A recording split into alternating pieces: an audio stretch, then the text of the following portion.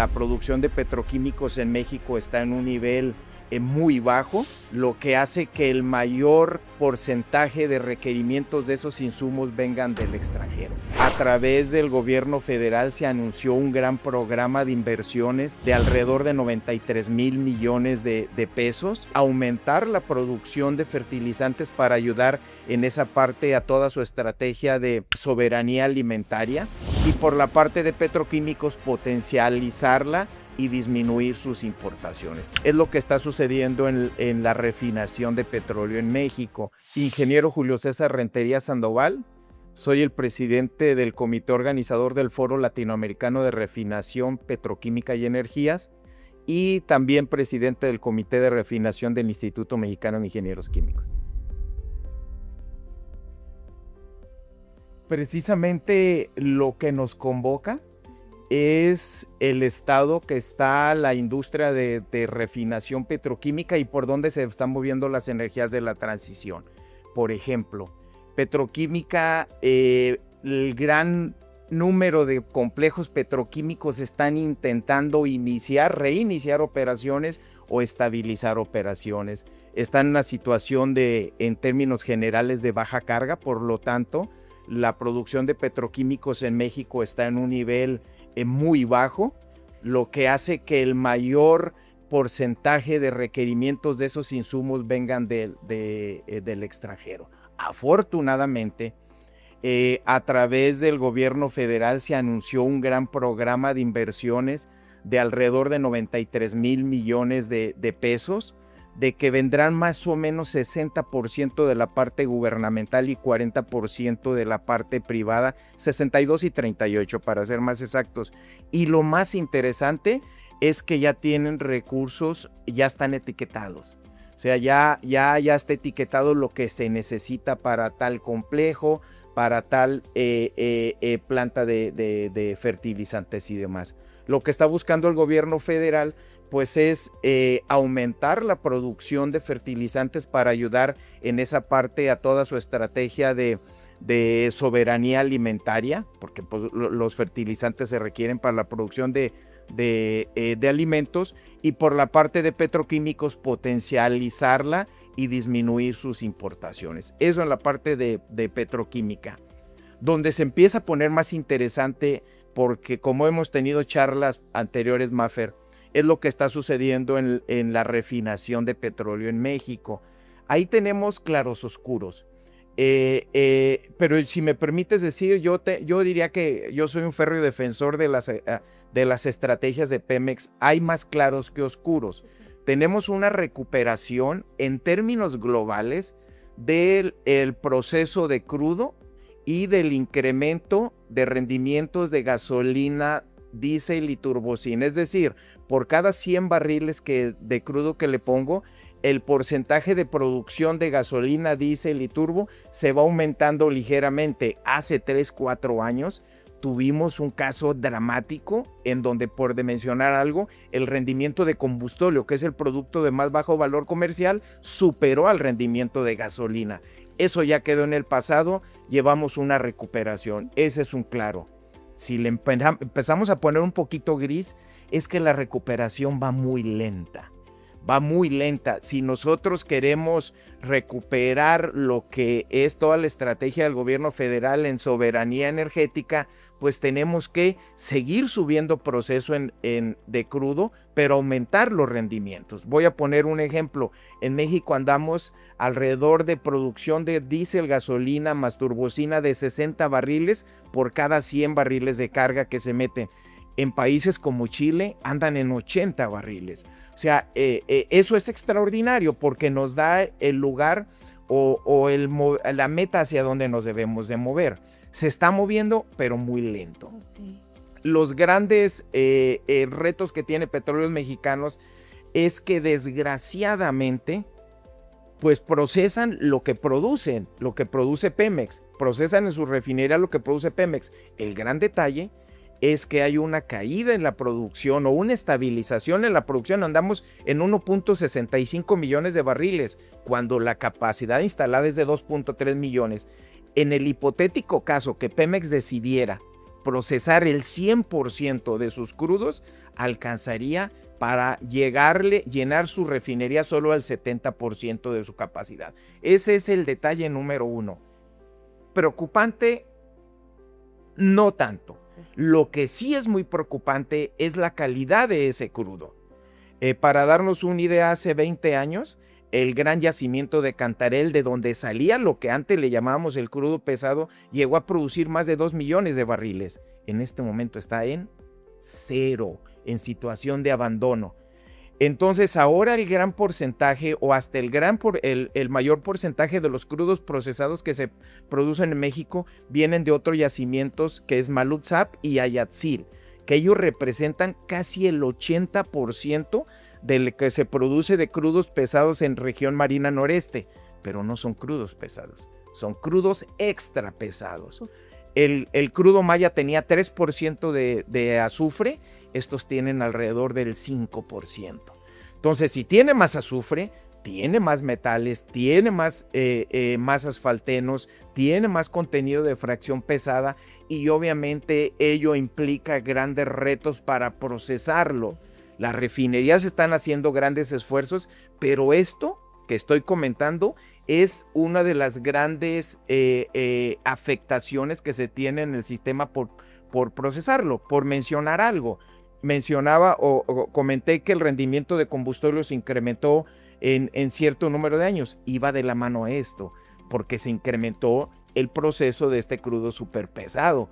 Pero ese es el detalle número uno. Pero procesar estos crudos trae otros grandes retos que van en la confiabilidad operativa y la sostenibilidad de las operaciones. O sea, cómo mantengo las operaciones y cómo las hago más confiables y seguras.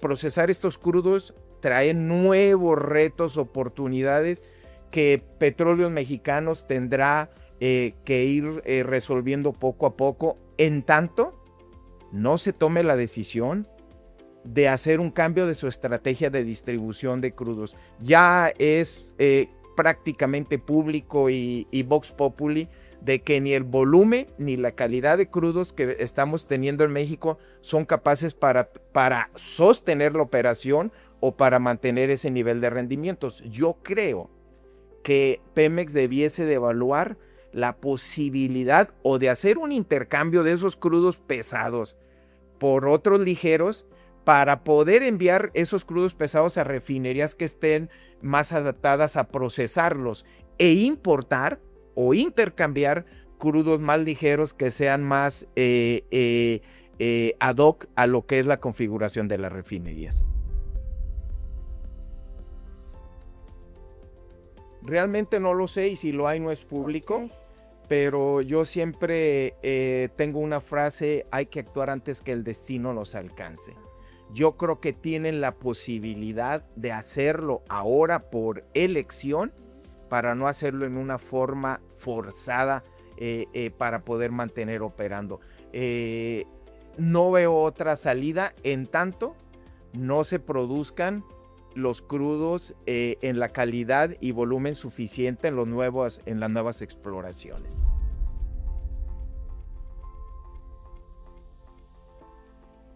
Me voy a pasar ahorita poquito, voy a regresar a refinación, porque el plan que está anunciado va fundamentalmente para la petroquímica. Y efectivamente el gran reto, no diría yo crítica, es que logren alinear los intereses de el gobierno federal con los intereses de los privados, porque como mencioné, el 62% va a venir del gobierno federal y el 38% viene de los privados, pero estamos hablando de decenas de miles de millones de pesos. Entonces esos privados necesitan una seguridad y eventualmente una garantía de que van a recuperar sus inversiones. Yo creo que el gran detalle que tienen ahí es quién va a tener el control sobre los beneficios, quién va a tener la potestad, quién va a ser el líder de todo este proyecto, porque obviamente la iniciativa privada quisiera que si ellos van a meter recursos, pues ellos tener una injerencia o una capacidad más alta de decisión. Está en ese punto. En la parte de refinación, ya se hizo una inversión de 3,200 millones de dólares en el sexenio anterior para poder deschatarrizar las refinerías, porque había un proyecto en el sexenio anterior, no en el que acaba de terminar, sino en el anterior, había un proyecto de chatarrizar las refinerías y ahí sí, prácticamente le dejaba de invertir en mantenimiento, se chatarrizaban y eventualmente poder ofrecerlas a un precio muy bajo. Viene un proyecto muy grande, un proceso de inversión intensiva en el mantenimiento que hasta, por lo menos en ese periodo, sumaba 3.200 millones de dólares, continúa para una vez deschatarrizado y ya dejar operativas las plantas, poder entrar en un proceso de optimización. En esa parte va. Ahora, con respecto a la eventual venta de alguna refinería, yo lo vería como estirado de los cabellos. La refinería más compleja, más nueva, e independientemente, porque en esa ya será otra discusión del costo que haya tenido, es la refinería de Dos Bocas. Esa refinería es la única de todo el sistema para procesar 100% de crudo pesado. Es la única que puede procesar ese crudo Maloob-Sab que acabo de mencionar, mezclado con algunas corrientes para que de superpesado dejarlo en pesado. Es la única. No tener esa refinería te quitaría la capacidad muy grande de procesar ese crudo pesado, y le cargaría mucho la mano a las refinerías de Madero, Minatitlán y Cadereyta, que también ya tienen esas plantas de coker, pero están para procesar mezclas de crudo ligero y pesado, no 100% pesado, ¿no? Entonces aquí el gran detalle y la gran discusión que siempre va a haber: costó 20,000 millones de dólares, ¿es mucho, es poco? Yo he sido muy consistente en el sentido de que si divido esos 20 y tantos mil millones de dólares entre capacidad instalada de 340,000, nos da casi 60,000 dólares de inversión por barril de capacidad instalada, y eso está dentro de los estándares. El gran detalle es cómo se fueron subiendo, cómo se fueron manejando, que eso ya es otra situación, porque yo creo que fue forma de publicar la información.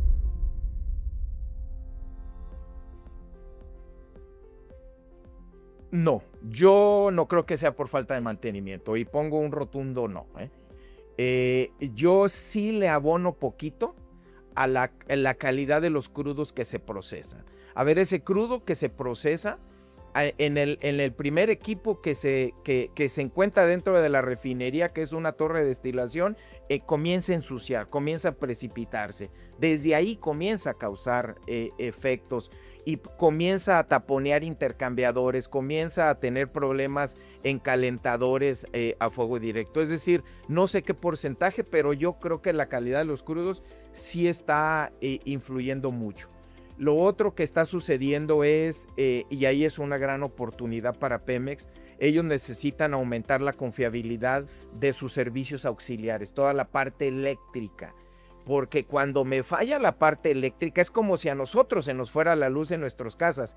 Si yo tengo equipos que están prendidos y son equipos críticos y no tienen una protección, puedo tener un problema. Eso sucede a nivel macro en forma industrial. Fallan servicios auxiliares, deja de haber electricidad, las plantas entran en un proceso de paro, que a veces puede ser paro seguro, pero a veces la planta para porque para. Y en el momento de arrancar, ya arranca con algún problemita causado y no detectado. Para mí esa es la gran oportunidad. Y la otra gran oportunidad que tiene Petróleos Mexicanos es endurecer, fortalecer la parte de seguridad industrial. Todas sus políticas industriales tienen que ser aplicadas a rajatabla con la mayor dureza posible.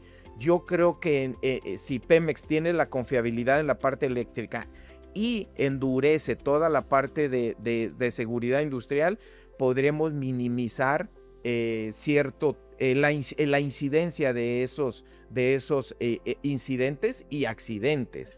Algunos de ellos sí son evitables, algunos de ellos, como siempre yo he dicho, los fierros no tienen palabras, pero algunos de ellos sí son evitables.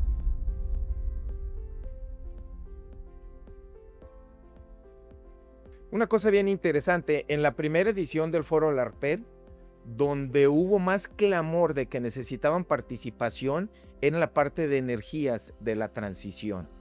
En esta ocasión ya tenemos un número muy grande de asistentes de la Asociación Mexicana de Biomasa, del hidrógeno, en realidad muy fuerte, realmente fuerte. Por ahí fue donde nos brincó la liebre en el foro anterior. ¿Y por qué tienen tanto interés? Porque obviamente pues estos entes, asociaciones e industria quieren ir alineados nuevamente con la política del gobierno federal. El gobierno federal ha sido muy claro en el sentido de empujar las energías renovables. El gran proyecto que tiene el gobierno federal de inversión es en el parque de celdas fotovoltaicas de Peñasquito en Sonora, que va a ser el campo más grande de toda América Latina y probablemente de los campos más grandes del mundo, pero también tiene ellos la visión de ir acompañado esto de la transmisión. Así como yo mencioné de la confiabilidad en la parte de suministro de energía eléctrica en las refinerías, lo mismo sucede en el sistema eléctrico nacional. No gano yo nada con poder producir esa electricidad si no la puedo transmitir de una forma adecuada con la menor pérdida. Entonces el segundo gran proyecto es en la parte de transmisión. También junto con la iniciativa privada hay muchos campos o muchos proyectos en la parte eólica y no necesariamente solo en el istmo de Tehuantepec, sino están buscando en otros estados y en la parte fotovoltaica. Hay estado, yo soy del estado de Zacatecas, donde ya se ven esos gigantescos que están ahí, los molinos gigantes, por así llamarlos, gigantes. Eso no existía hace unos años, e incluso en ese estado que está muy alejado de lo que es la política energética, también ya hay planes de instalación de parques fotovoltaicos por la parte privada, que van a ir alineados eventualmente en la parte federal.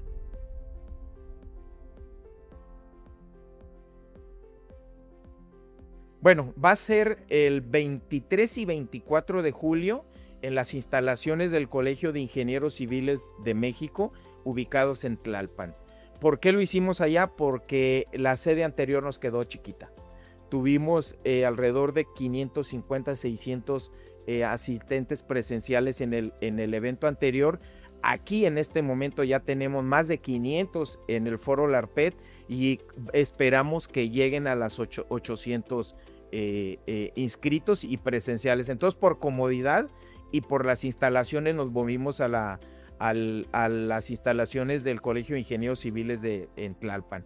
Pero también hay un evento que se va a realizar el 22, que se llama Foro Universitario de Energía y Liderazgo, que va a ir orientado fundamentalmente a la parte estudiantil, académica y de investigación. Una de las enseñanzas que vimos en el foro anterior era que la gente estaba interesada en energía y que había mucho joven. El poder juvenil mencionaba que los jóvenes están ávidos de conocer, pero también están ávidos de que se les tome en cuenta.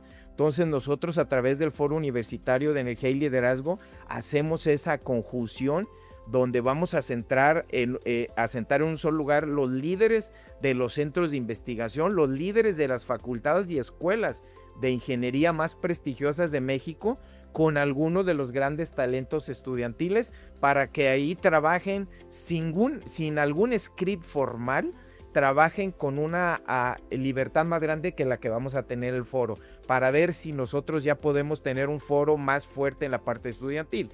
Y el foro LARPED ya en específico será el 23 y 24, y muy interesante. Ya tenemos la asistencia asegurada de la parte gubernamental, que para nosotros era crítico tener representantes. Va a estar la líder del comité, la presidenta del Comité de Energía de la Cámara de Senadores, muy probablemente va a estar su colega de la Cámara de Diputados. Estamos a punto de confirmar la presencia al más alto nivel de la Secretaría de Energía, de los órganos reguladores, prácticamente ya todos confirmaron. Entonces, en la parte gubernamental vamos muy bien, muy bien. En la parte industrial tenemos la asistencia de un gran número de industriales del sector energético, pero seguimos manteniendo la participación al más alto nivel de los centros de investigación de México y de América Latina, porque por ejemplo vienen algunos representantes de Brasil que están en el centro de pesquisa, como le llaman allá, para poder colaborar con los esfuerzos que tienen. Y para la parte de intercambio hasta político, por así decirlo, vienen representantes de varios países, no solo técnicos, sino vienen representantes de los sectores energéticos de varios países tratando de buscar alianzas, porque precisamente el objetivo número uno del Foro LARPET es analizar, detectar y evaluar problemas y oportunidades que hay en el sector energético, para poder revisar y de alguna manera tener alguna mejora. Entonces necesitamos tener esa evaluación, pero también necesitamos tener la integración con otros sectores que no es el meramente técnico. Yo creo que este Foro LARPET está rompiendo el paradigma que los técnicos hablamos con técnicos. No, un técnico puede hablar con un político, un técnico puede hablar con un industrial, un técnico puede hablar con un estudiante. Entonces, en esa conflusión o en esa integración entre el sector gubernamental, de investigación, académico, industrial e incluso el de gremios, pues podremos promover esa integración donde se hagan ese intercambio de ideas que realmente necesita nuestro país. El Instituto Mexicano del Petróleo es muy efectivo en trabajar en sus proyectos, pero muchas veces no lo sabemos. El Instituto Nacional de Investigaciones Nucleares también por su lado puede ser muy exitosos, pero muchas veces no logramos masificar sus proyectos o los conocimientos que están creando. Bueno, si nosotros juntamos a ellos con los industriales que eventualmente pueden utilizar las tecnologías que ellos están desarrollando, adquirir las mejores prácticas de otros países, sería extraordinario, ¿no? Realmente este proyecto nació como en pro de México, ¿no? Realmente este es el Foro LARPET pro México, si le puedo hacer, porque estamos cubriendo un hueco muy grande que había. Hay eventos internacionales. Yo tengo 36 años en la industria de refinación de petróleo y me daba mucha tristeza que hasta hace 20 años había mucha participación de petróleos mexicanos, de los centros de investigación nacionales en eventos internacionales. Parece que alguien apretó un botoncito y dijo no más, y se desaparecieron. Entonces era muy triste que yo fuera el único mexicano, junto eventualmente con algún otro proveedor, que estuviéramos participando, y la gente se nos acercaba: oye, México, la refinación, la petroquímica, pues teníamos que hacerla de portavoz. O sea, México se ausentó. Entonces, si la montaña no viene a ti, tú ve a la montaña. Decidimos acercarle a Petróleos Mexicanos y a todos los centros de investigación ese cúmulo de experiencias de otros países. También debo decir que el objetivo inicial era Petróleos Mexicanos, aunque se ha ido ampliando en mayor medida.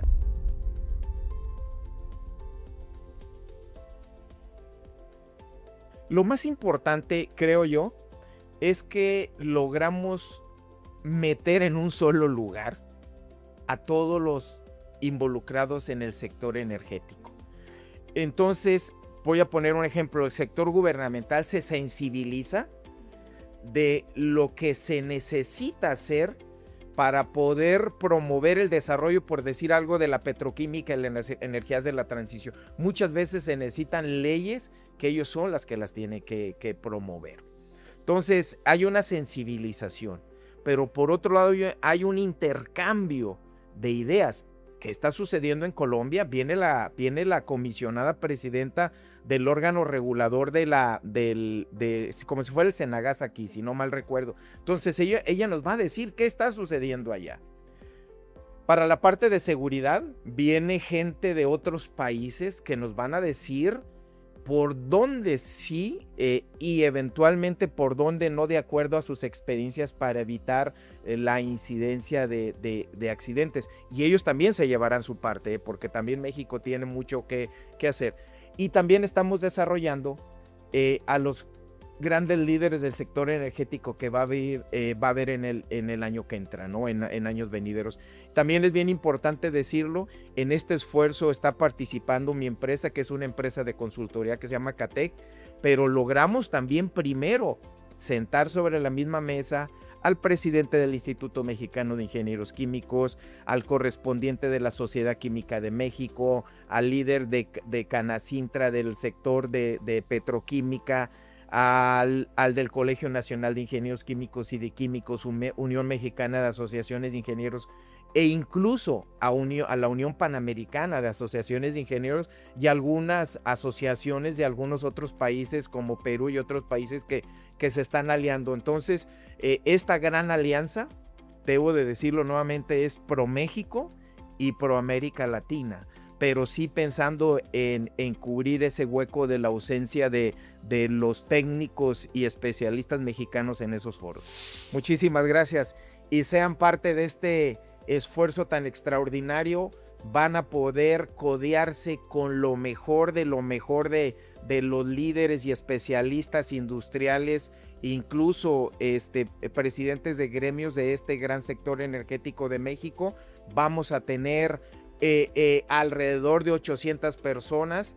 Quiero que se emocionen y todavía termino diciendo, tenemos muy poquitos espacios para las inscripciones, todavía lo pueden hacer. Escucha nuestros programas completos con análisis y conversaciones junto a los líderes del sector energético, cuando quieras y desde donde estés. Petróleo y Energía, ahora también disponible en Spotify.